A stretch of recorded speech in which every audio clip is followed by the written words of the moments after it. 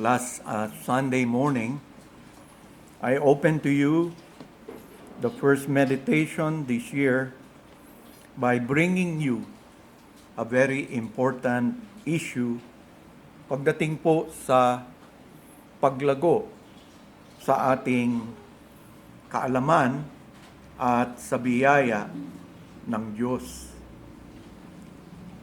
Bilang isang pastor, ang isang bagay na binabantayan ko ay yun pong magkaroon tayo o yung mga miyembro ng iglesia ng maling judgment pagdating sa kalagayan ng kanilang kaluluwa.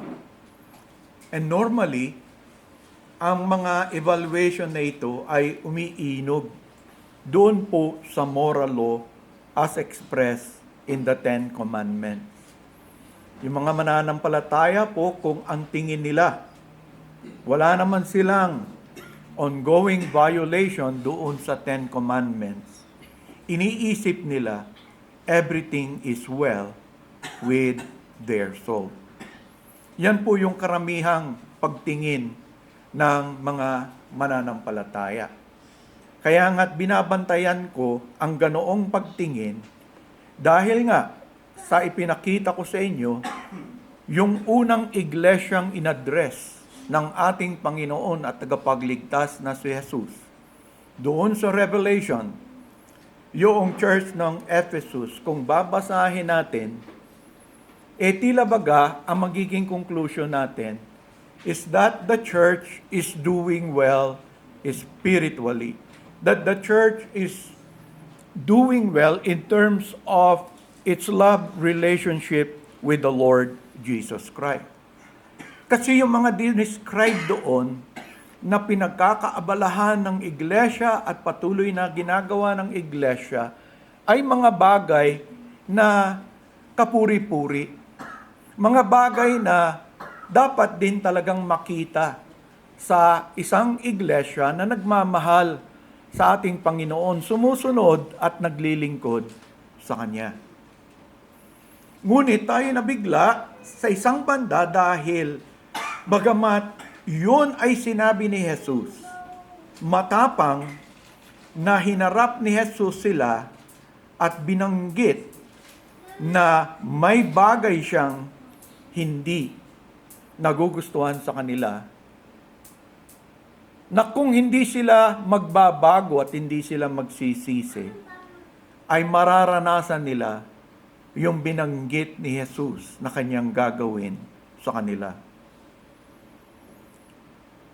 Nung buhay pa si Jesus, yung mga matatapang na uri o nalalapit na pananalita na tila condemning, ay madalas naririnig lang natin na ibinibigay niya sa mga religious leaders na hypocrites. Diba? Doon yung naririnig yung mga matatapang na pananalita.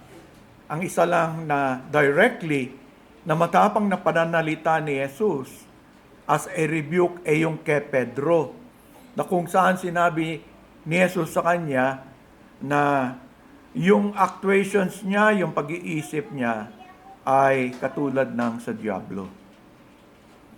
Pero dito, makikita natin na yung matapang na pananalita ni Jesus ay ginamit niya laban doon sa iglesia. Why? Because yung isang bagay na nakaligtaan nila ay yung tinawag ni Jesus na first love. Hindi nakikita ni Jesus yung bagay na yon. At inisip natin, sa isang banda, do maraming pwedeng gamitin, ang unang ginamit ko ay yung situation, at dinala ko kayo, yung isipan nyo, yung puso nyo, doon sa first encounter ng isang di mananampalataya kay Jesus, na kung saan siya ay nakaranas ng pag-ibig ni Jesus through His being saved. At maalala natin, ay yung tawag ni Jesus to be His follower. Yun ang tinatawag kong isang pangyayari na hindi natin dapat makalimutan. Ano yung original terms nung hinarap natin si Jesus sa ganoong sitwasyon at pinag-usapang original terms that finally led us still, even upon hearing those original terms, pumasok sa isang love relationship with the Lord. Nandoon yung denying self. You have to deny yourself daily. No? Kasi apart from that, daily yon. Ibig sabihin, hanggang buhay tayo, dapat manatili yon. Kasi yun yung isang original term ng relationship natin sa Diyos. And I could say that is the first experience natin of loving Jesus Christ. Dying to self and living for Christ daily. Yung original terms na binanggit niya, di ba may sinabi pa siya doon na binanggit ko sa inyo. Nangyayari ba? Kung ito'y nangyayari, nakikita niya ba tayo na nananatiling tapat doon sa original terms na yon? Bakit ko gusto kong isipin niyo yon? Because, in a very simple way, Christ may once in a while point His finger on something that He wants you to deny yourself in order to continually follow Him. Paano kung sa isang parte ng buhay nyo, mayroong ituro yung finger ni Jesus sa parte ng buhay mo at sabihin niya, stop doing that. I want you to do this instead. Are you still ready to do it in the same way that you have done it when you first met the Lord Jesus Christ? So yun yung challenge ko sa inyo because I believe kapag hindi natin inisip yun at nakatuon lang tayo doon sa 10 utos ng Diyos na wala naman akong nababiolate at isipin natin at i-judge natin yung sarili natin, I'm doing well. I'm spiritually growing. I'm on my way to maturity. This morning, lalagyan natin ng tunay na istorya ito.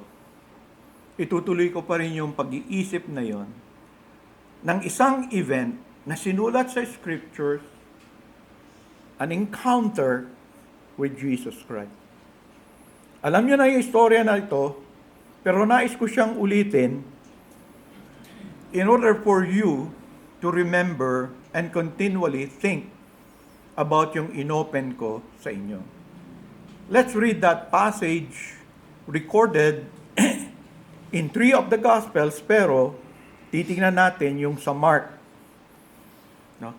Natatawa iba sa inyo because, pag Synoptic Gospels, I go to Mark because I am a Markan priority believer. Na ito yung unang isinulat. Sabi sa verse 17, now as he was going out on the road, referring to Christ, one came running, knelt before him, and asked him, good teacher, what shall I do that I may inherit eternal life? So Jesus said to him, why do you call me good? No one is good but one, that is God. You know the commandments, do not commit adultery, do not murder, do not steal, do not bear false witness, do not defraud, honor your father and mother. And he answered and said to him, Teacher, all these things I have kept from my youth. So, nakikita yung sinasabi ko. With reference to the second tablet of the law na ni-raise ni Jesus, sabi nung lalaki, he has been doing that. Wala siyang nakikita sa kanyang sarili na sablay siya doon. Verse 21, then Jesus looked at him, loved him, and said to him, one thing you lack. Go your way, sell whatever you have, and give to the poor, and you will have treasure in heaven. And come, take up the cross, and follow me. But he was sad at this word, and went away sorrowful, for he had great possession. Diba? Very similar ito doon sa encounter na pinag-aralan natin last Sunday. Diba? Nandun na naman yung sabi ni Jesus, come, take up the cross, follow me. Verse 23. Then Jesus looked around and said to his disciples, how hard it is for those who have riches to enter the kingdom of God. And the disciples were astonished at his words. But Jesus answered again and said to them, children, how hard it is for those who trust in riches to enter the kingdom of God. Very surprising, they were astonished. No?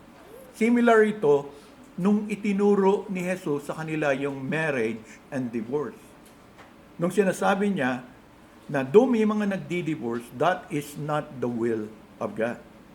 Kaya nga, dito sa Markan priority, if you divorce your wife, sa Mark 10 din, mga naunang passage, sinasabi niya, you have committed adultery. And Mary, nabuhay pa yung dinivorce mo. At ganun din. Doon sa babae, if the woman divorces his husband and marries another, he commits adultery. Kaya nga, di ba, sa ibang gospel narration, sabi ng mga disciples, they were astonished also at the teaching. Hindi na lang mag-asawa. Di ba? Baka gusto nyo, huwag na lang kayo mag-asawa. No, kasi wala palang divorce. At wala palang remarriage. O kung mag-divorce ka, if you marry, buhay pa, you commit adultery. Even the teachings of Paul is that. Isa lang naman yung medyo parang kakaiba yung nandun sa Matthew. But almost all are the same in their statement directly. Dito ganun din. No? Pag mayaman ka, sabi nila, they were astonished. No? Sino pang maliligtas? Kung yung mayaman, hindi maliligtas. Ano naman kinalaman ng kayamanan sa kaligtasan? Kailangan maunawaan natin yun. But Jesus answered again and said to them, children, how hard it is for those who trust in riches to enter the kingdom of God. It is easier for a camel to go through the eye of a needle than for a rich man to enter the kingdom of God. Tapos verse 26, eto na naman. Nung una, the disciples were astonished. Sa verse 26, and they were greatly astonished, saying among themselves, who then can be saved? That Jesus looked at them and said, with men it is impossible, but not with God. For with God all things are possible. Tapos ito na naman yung bida na disipulo ni Jesus. Then Peter began to say to him, see, we have left all and followed you. Hindi siya ni-rebuke this time. Kasi totoo naman talaga yung sinasabi niya. So Jesus answered and said, surely I say to you, there is no one who has left house or brothers or sisters or father or mother or wife or children or lands. Diba? Kapareho na naman yung unang pinag-aralan natin. No? If you love your wife, your brothers, sisters, diba, more than me, you cannot be my disciple. Yan, inulit niya. Sino man, sabi niya, there is no one who has really done it. Left house or brothers or sisters or father or mother or wife or children or lands for my sake and the gospel's, who shall not receive 100-fold now in this time, houses and brothers and sisters and mothers and children and lands with persecution. Yun. Sana wala yun. No? With persecutions, and in the age to come, eternal life. So let's seek the help of the Lord and just go simply to this and learn what we have there. Panginoon, tulungan po ninyo kami na continually masuportahan namin yung una naming pinag-aralan through this example when a man encountered you. At nawa sa pamamagitan nito ay patuloy na magkaroon kami ng proper assessment as to our spiritual well-being. Be with us in Jesus Christ's name. Amen. Una po nating tignan is the man as described. Kasi dinescribe sa atin, hindi siya binigyan ng pangalan, pero nakikita natin dito that each synoptic gospel may sinabi tungkol dyan. Di po ba? So, pag pumunta ka sa Matthew tells us that this man was young. Luke tells us that he was a ruler. So may konting rich, young, ruler. Pag kinumbine mo yung synoptics, Matthew, Mark, and Luke. And basically, all the Gospels tell us he was wealthy. Pag sinabi mo yun nung time na yon, it was referring to a person who belonged to the aristocratic landowning elite sa Perea, which was ruled by Antipas, the Tetrarch of Galilee. Now, may mga lalagpasan ako. I would not be very specific in my explanation kasi iniisip ko, kabisado nyo naman yung istorya. Okay? I will assume that for many who are here, quite a few lang siguro na may first encounter o baka wala pa sa istorya na to. Second thing, which is really our topic this morning is, what do this man want from Jesus? Mahalaga yan. Kasi, ang sino mang lalapit kay Jesus, yun yung katanungan. What is your reason for coming to Christ? What do you want from Him? Yung iba, gustong i-bless yung negosyo nila. Yung iba, gustong ma-promote sa trabaho. Kayo ba, sa kasalukuyan ng takbo ng buhay niyo, what do you want from Jesus? Dagdagan natin ang isang mahalagang word, desperately. Is there something you want from Jesus desperately? Yun ang nakikita natin dito sa lalaki na ito. There is something that he wants so much. Mayaman na siya, marami siyang taglay-taglay, at doon nagsimula yung verse 17. He came what? Running. He knelt before him at meron siyang hiningi. In-express niya kung ano ang gusto niya. At dito makikita natin yung sincerity niya. The man came to Jesus sincerely.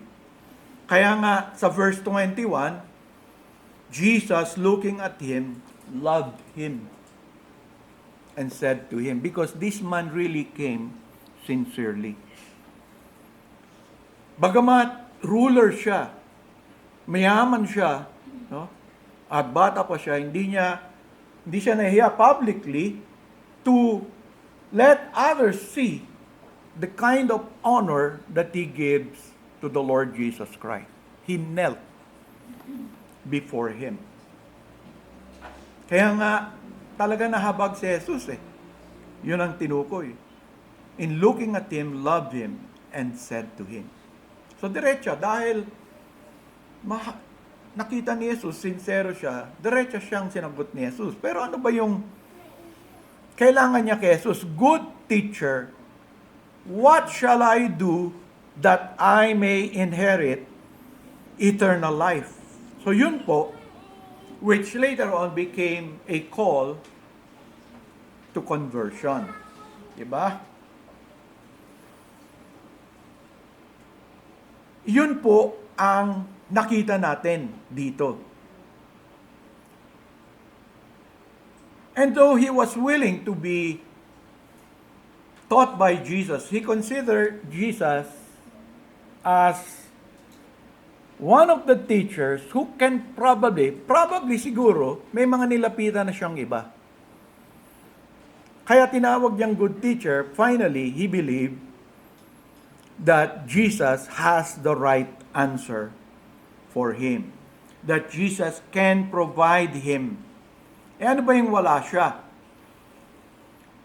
He was inquiring about eternal life, or at least acquiring assurance of eternal life.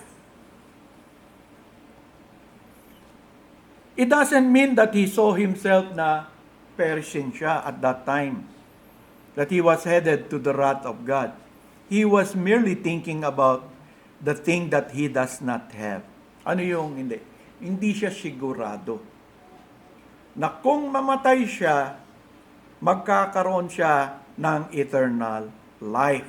And he thought that this good teacher knows, and he can tell him how he can gain such an assurance that his death will end up in eternal bliss. Ano ba yung eternal life sa panahon nila? Ano ba yung katuruan sa eternal life? Sa atin kasi, pag tinanong kayo, what is eternal life? Ibang Kristiyano, parang hindi nila alam kung ano sasabihin nila. Hindi na pupunta sa hell.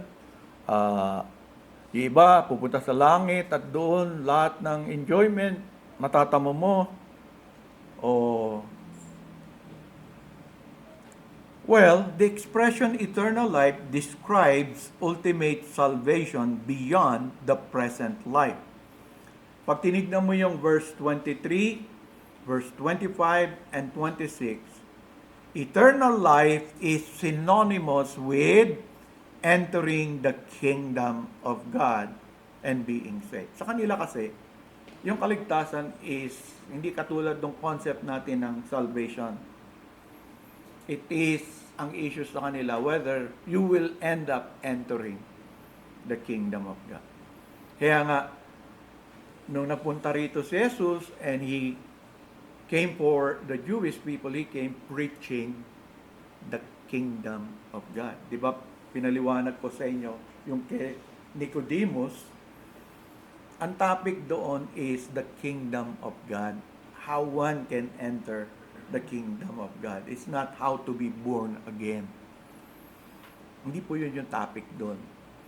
Yung mga Jew, kaya nga yung teacher, nung nabanggis yung isang para makapasok ka sa kalangitan, kingdom of God, wala siyang idea.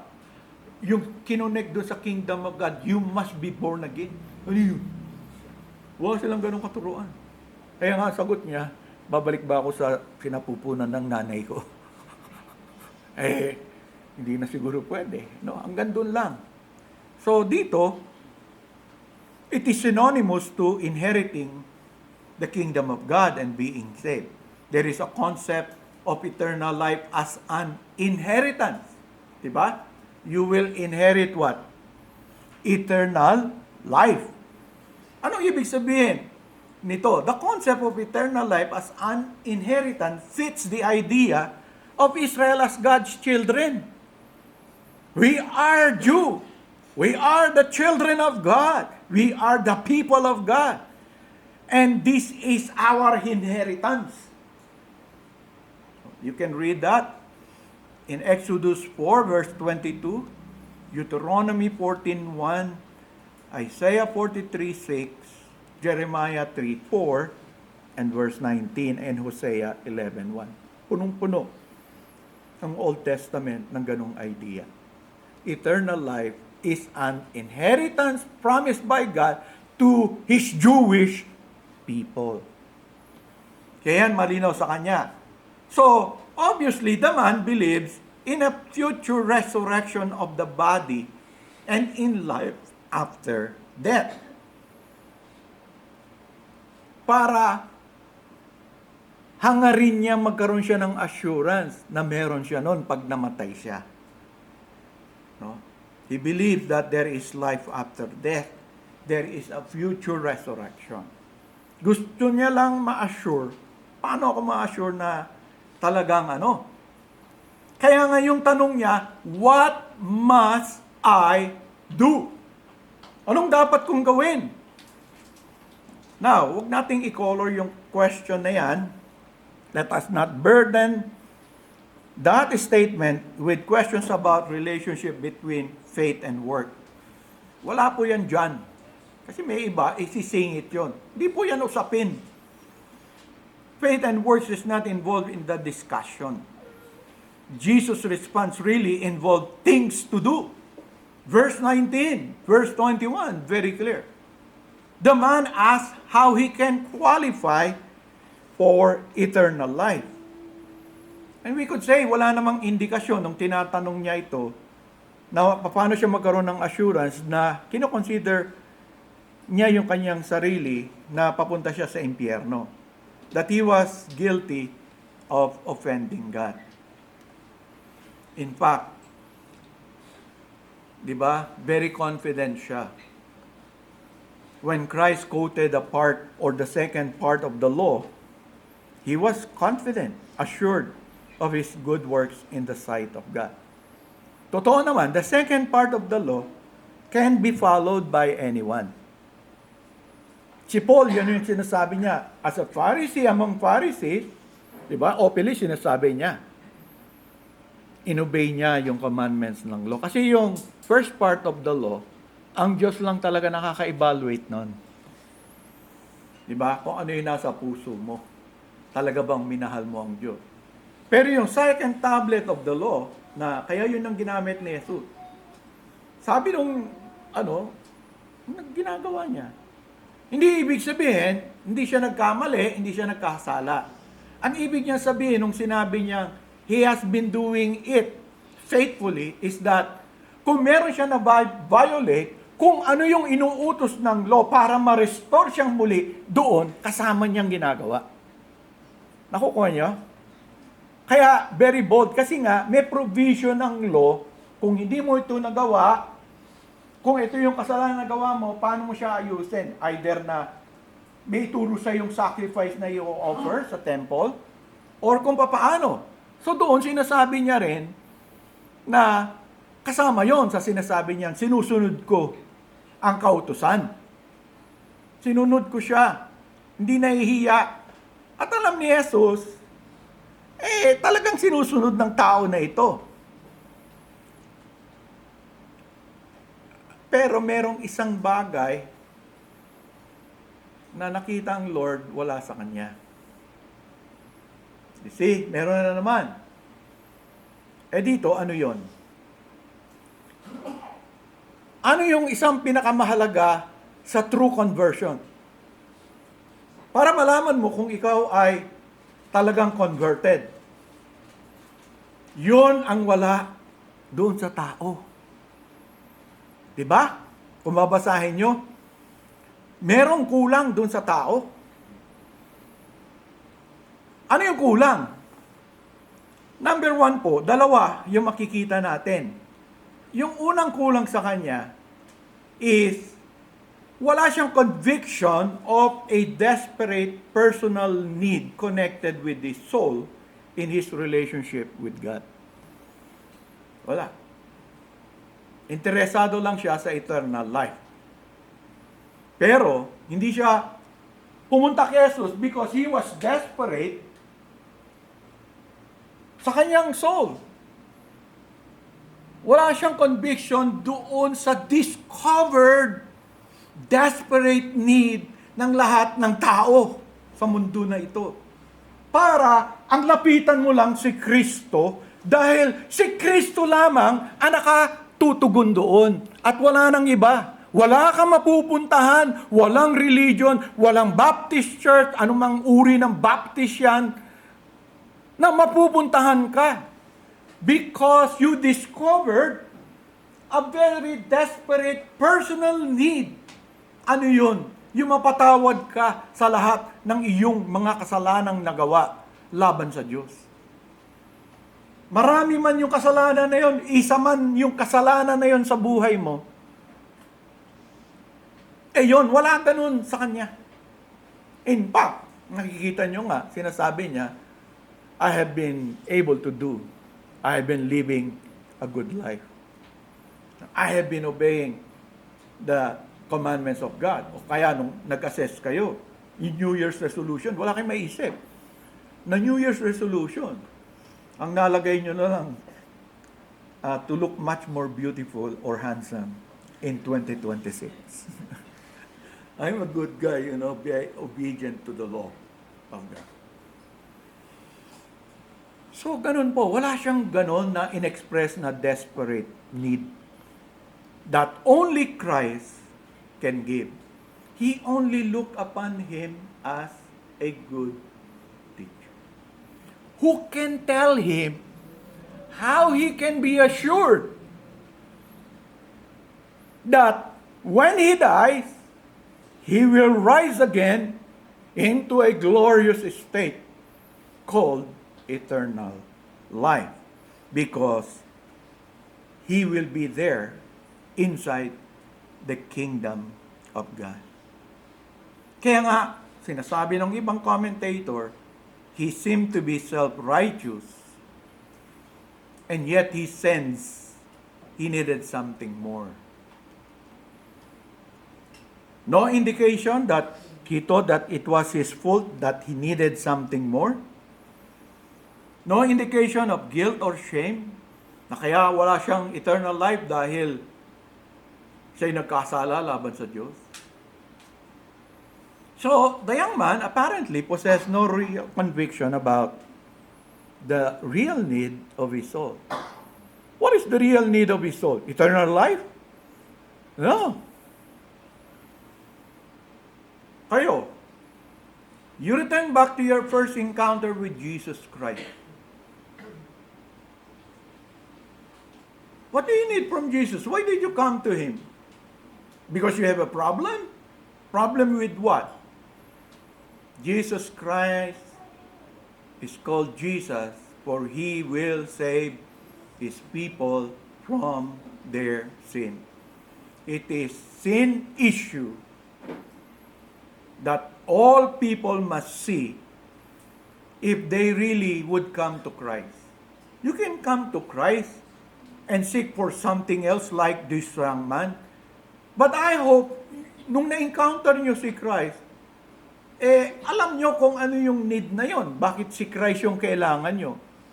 Kung gusto nyo lang na magandang buhay, hindi nyo kailangan si Christ. Kung gusto nyo umunlad yung negosyo nyo, hindi nyo kailangan si Christ. Kung gusto nyo maging maganda yung relationship nyo sa isa't isa bilang mag-asawa o father or children, hindi nyo kailangan si Christ. Marami dyan, kahit hindi sila Kristiyano, maganda yung family life, maganda yung kanilang buhay. Pero hindi na kinailangan si Kristo. O eternal life. And second failure is hindi na kailangan para sa conversion mo na hindi niya na-reach is doon sa istorya. Yung view niya sa person ni Christ. Okay? He did not have a conviction on the true personhood of Jesus Christ. Tinanong siya, sabi niya, good teacher. Di nyo na po na. Diba? Balikan natin yung statement para at least makita ninyo. Kasi tinutulungan siya ni Jesus. Pero, hindi niya mag-get. Tingnan mo. He was going out on the road. One came running, knelt before him as if, "Good teacher, what shall I do that I may inherit life, eternal life?" Tignan niyo yung sagot ni Jesus. May sinagot ba siya tungkol doon sa gustong marinig ng tao? Yung inherit eternal life? Hindi. Parang hindi. Sinalong lang siya ng Jesus, "Why do you call me good?" Diba? "Why do you call me good?" Tapos ito yung lead statement ni Jesus. "No one is good, but one. That is God." Diba? Kung kilala nyo si Jesus ngayon, sinabi yun, "Why do you call me good?" Because you are God. That's the right answer. You have come to that point. Di ba sabi niya kay "Who do people say that I am?" Now how about you, Peter? Who do you think that I am? Di ba tama yung sagot niya? Oh, eto yun. Yun na nga yung lead eh. "Why did you call me good?" Ang good lang ang Diyos eh. Anong tamang sagot? Di ba? I-express mo kung kinikilala niya yung claim ni Jesus o kung sino si Jesus at nakita niya, sasabihin mo, kaya nga, nung mga disipulo, who then can be saved? Who then can be saved? Jesus looked at them and said, "With men it is impossible, but not with God. For with God all things are possible." How are you saved? How are people saved? Through Jesus Christ. Because Jesus Christ is that God. It is not impossible to be saved.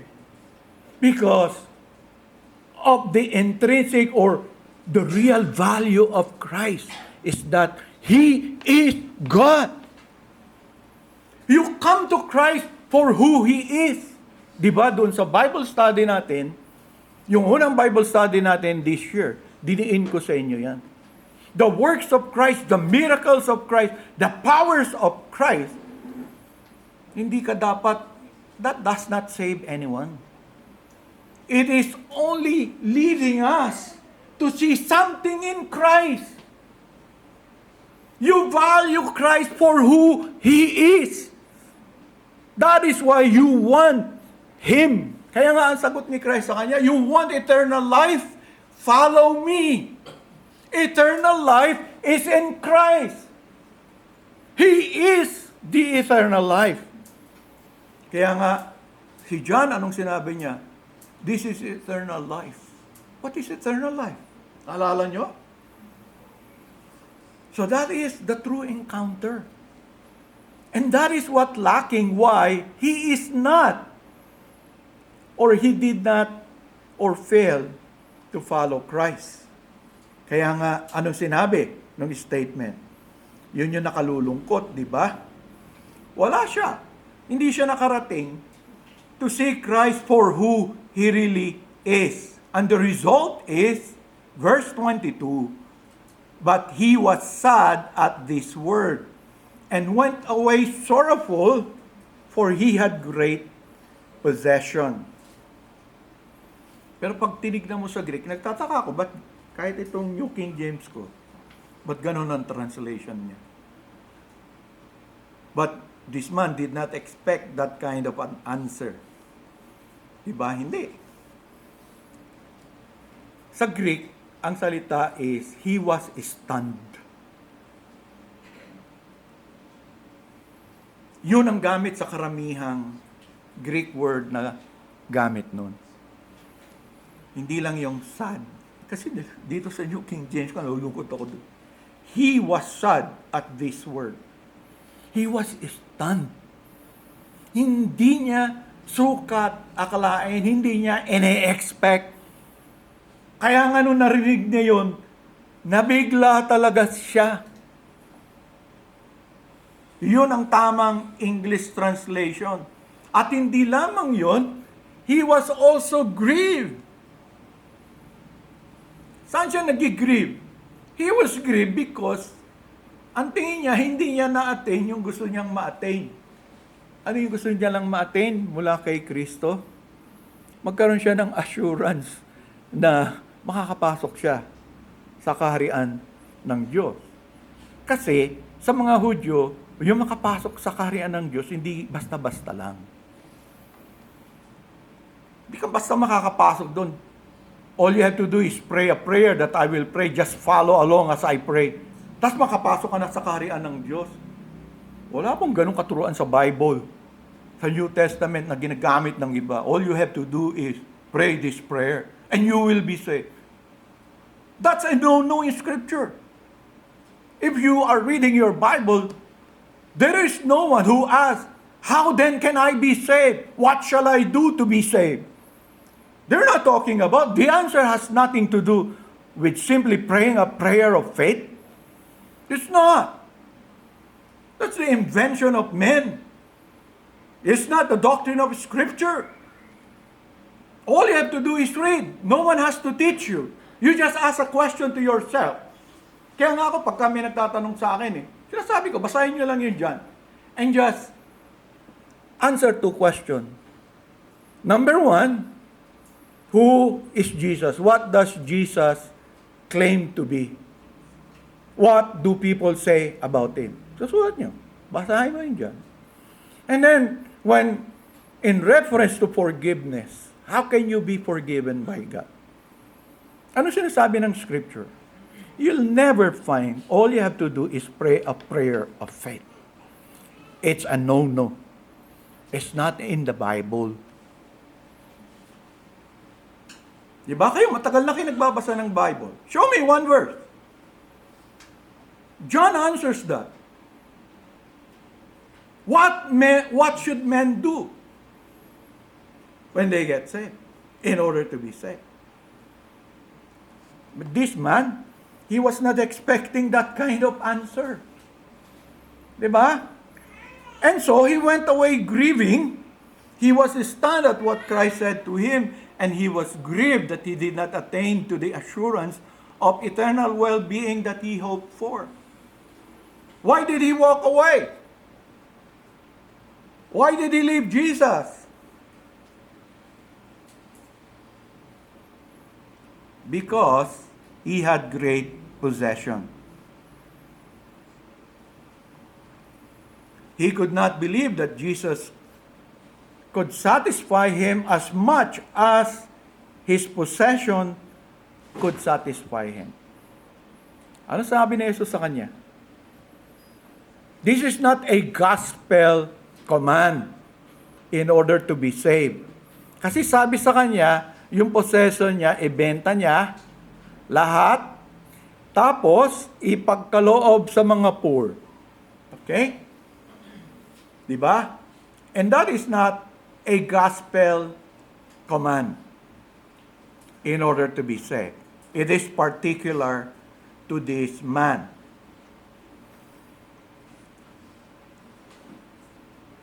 That is what Christ is saying to me. Ano sinasabi ni Christ sa kanya? Could you trust me for your safety, for your security, for your satisfaction? You are trusting your possession to give you safety, security, satisfaction. Give away your possession. Then come and follow me.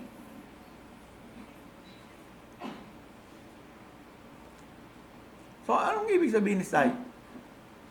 Why are people so, stick to their possessions?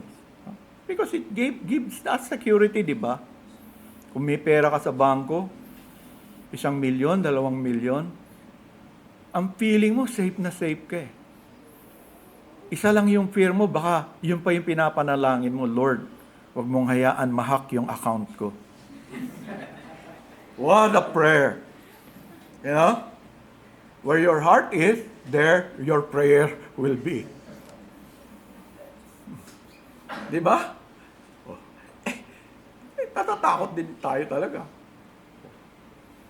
Kinikwento ko nga, sa asawa ko ba yun na, kaya gusto ko yung apple, sabi sa akin we have been protecting you, there have been 7, parang kung ilang tries na kunin gusto yung information, kunin mo. May nag-a-attempt daw. So, ganun yung Apple kasi, pag naka-Apple ka. So, sabi dito sa iPad ko, hindi naman ako nag-aalala. Bahala ka, kasi kunin mo information ko. Wala naman akong pera sa bangko eh. Parang ganon. Pero kung nag-aalala ka, di ba? Yun ang sabi niya. Bakit tinitest ng ano? Kasi nakita niya that this man is relying. Kaya nga sabi ko sa inyo, may original na ano tayo. You have to die to yourself. Even for the things of this world. Paano, in your following Christ, in your journey of following Christ, gamitin na naman ni Christ yung finger niya.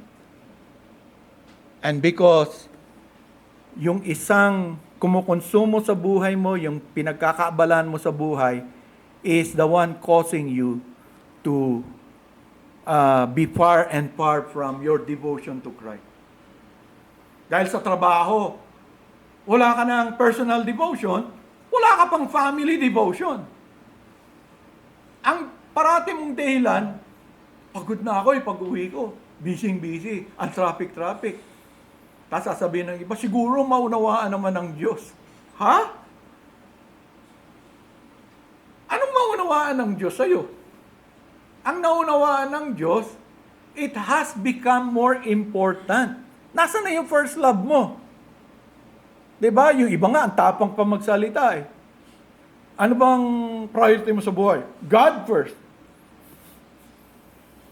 God first daw. Asan yung God first? Kung nagninegosyo ka, sabihin ng Diyos, it is the Lord's day. You close your business on the Lord's day. Will you close it? Yun ang araw na pinakamalaki kita mo. Kaya nga yung mga ibang Kristiyanong dedicated sa Lord, hirap sila na magbukas ng unit sa SM because they are required to open it on the Lord's day. And they won't. Are they losing some? Yes. But even if they're losing money or profit, they're surviving life. They're still earning, but they won't violate what their Lord is because to them, Christ is of a surpassing value. Hindi niya pwedeng ipagpalit. On the Lord's day, ang tapang natin, sasabihin, it's the Lord's day. If it is the Lord's day, do you allow the Lord to decide what you will do, where you would go, what you would say, what you would think on that day that He owns to be His and not yours? If God points a finger on that, what you are doing on the Lord's day, would you still follow Jesus Christ? You see, that's the original thing. You have to die to yourself. If yung parents mo, buhay pa, birthday ng parents mo, Sunday. Sabi ng parents mo, dito ka, birthday ko eh. Gusto kita makita sa birthday ko. Pupunta ako dun. 1:00 na madaling araw, Sunday na. Tayo, nandito na ako. Ako ang una mong anak, nababati sa'yo. Happy birthday. Pagdating ng 8:00, nandun ako sa simbahan. Sabi ng tatay ko, si Kuya Joey. Nauna na sa inyo yun. Bilib ka ako dun sa anak ko na yun. Sabi niya, pagsapit ng 12 o'clock 12:15, nandito na at umaawit ng happy birthday. Tulog pa ako. Tuwan-tuwa yung tatay mo. Nakapagsimba pa rin ako. Tuwan-tuwa din ang Panginoon. Diba? There is something you are going to pay for. Diba? Parang sabi, hindi ko na kinakalimutan si David. No, I do not want to serve God that will cost me nothing. Di ba? Sabi niya, kasi yung kaibigan niya, ako na lang bahala. No? Kumbaga sana, isisimba na lang kita. Ha? The two shall become one naman yung asawa mo dun sa bahay. Sige, mamasyal ka, birthday ng ano mo. Ako na lang sa church. Ako yung representative ng family natin. So we can think of so many reasons, so many excuses. But what if Christ points that finger to you? What would you do? What will be your choice? Di ba, your first encounter with Christ, your first expression of love to Christ is, ano yung kinakanta? I will follow you wherever you will go. I will serve you and I will love you. You shall love the Lord your God with all your heart. If Jesus is God to you and you value Him as God the Son, will you love Him with all of your being? And be ready to sacrifice. Give up your possession. Sell it. You want eternal life? It is found in me. I am eternal life. So, ang invitation ni Jesus, ang sagot ni Jesus sa kanyang katanungan? Come, follow me. And you will have it. Ganon pa rin siya hanggang ngayon sa atin. You want to grow in grace? In the knowledge of Jesus Christ? And the grace of our Lord Jesus Christ? What you're looking for is only found in Christ. It's not in doctrines. It's not in His teaching. It is found in Him. Here is my Son. Hear Him. You understand what I'm saying? You have to return back to the original terms. Because once in a while, in our journey towards the celestial city, the Lord Jesus Christ might point again a finger, raising the same arrangement, using the arrangement that when we encountered Him the first time, we submitted to it. Diba? Sabi niya, you cannot follow me if you will not die to self. You cannot be my disciple. You want to follow me? Deny yourself. What if Jesus Christ wants you to do it? Somewhere along your journey in going to heaven. Are you still, or will it be that reason, like this man, that you will cease to really follow Him and try to follow Him on your own terms? Yung mga Kristiyano po, di naman nawala sa church, di naman nawala. But they are following Christ on their own terms. Are you one of those? Or are you that kind of a Christian whose first love for Christ remained, and up to now is that which is being expressed toward Him at whatever cost? Daily. If I have to deny it somewhere in my life, at this stage in my life, I will, Lord. Because I love you. Because I want to serve you. Because you deserve it. We must follow Jesus Christ for who He is. You must place a very high value on who the Lord Jesus Christ is. He is God. He is the Son of God who gave His life for us, who suffered in order for you to live. God doesn't want you to be destroyed. God doesn't want you to perish. But you cannot serve Christ. You cannot follow Him on your own terms. That is the expression of our first love for Christ. We were willing to set aside ourselves and let Christ be the Lord and the Savior of our life. Is Christ your Lord and Savior? Daily expressed in the various affairs of life that God has given to you. May God help us this year, brethren, to experience more the love of Christ for us, and that we will grow also in our love for Him. Tayo po'y manalangin. Marami pong salamat muli, Panginoon, sa biyayang ipinagkakaloob mo sa amin sa pamamagitan ng iyong mga salita. Kinikilala po namin, Panginoon, kung susuriing mabuti. Marami kaming pagkukulang sa inyong harapan. Maari ding may mga kasalanan kami na nagawa. O maaring hindi talaga namin na-express ng tuluyan on a daily basis yung denying ourselves in order to love you more. Nevertheless, we are grateful, Father, that you never abandon your children, but you continually encourage your children to return back. In the same way that you have addressed the Ephesian church in Revelation, yes, you have a very, very strong rebuke, and yet it is given in a loving concern that your people may return back, repent of their sins, and trust you,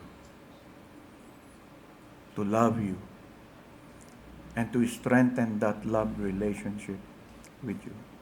May we here in Trinity this year be helped by thee in expressing that first love to you.